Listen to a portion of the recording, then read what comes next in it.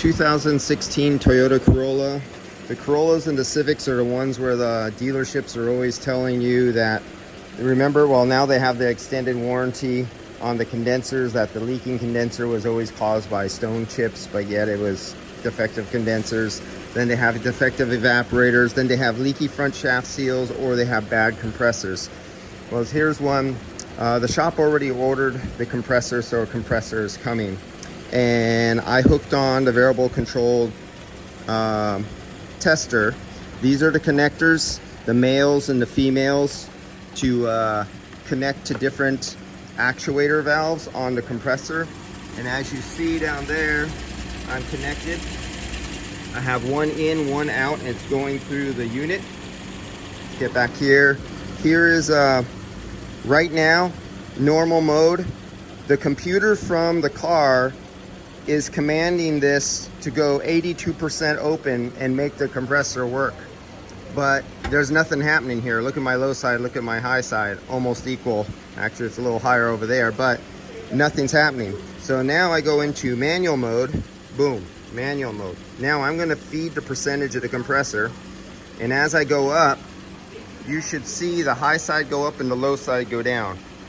See, I'm going up, but nothing is happening.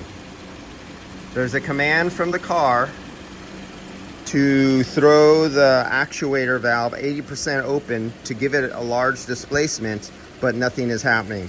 I gave it a manual mode, nothing is happening. When I go ohm checker, I got 12, resistance of 12. Now you would have to go to the manual for this particular car, but usually I see that. That's usually sometimes good, depending on the manufacturer. We'll find out, because they have another compressor coming.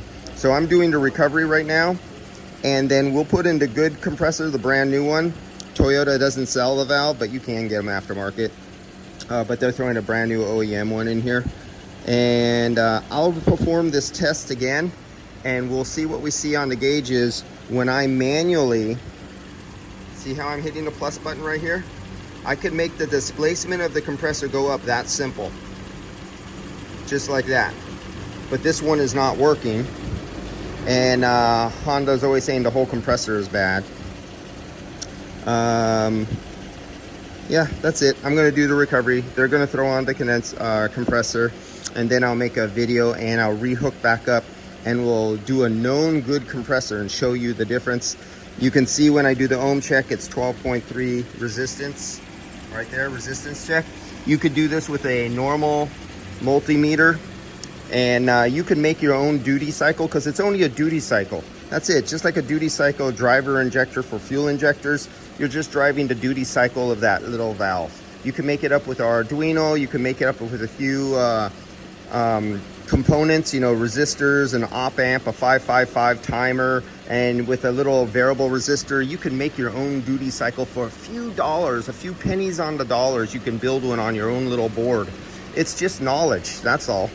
A few little wires and connectors. You don't need no fancy equipment like this. Why spend, I don't even remember how much this is, but I know in some countries spending $150 or $350, whatever it is, to get it to your country.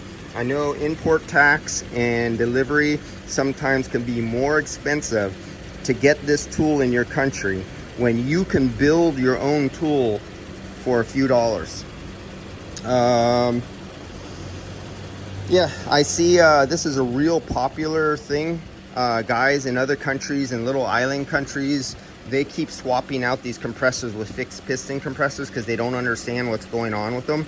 It's usually just the actuator valve. So let me pop off, do a recovery, and the next video will be after the compressor is changed, and we'll see what happens. All right, guys, that's it. That's all it is.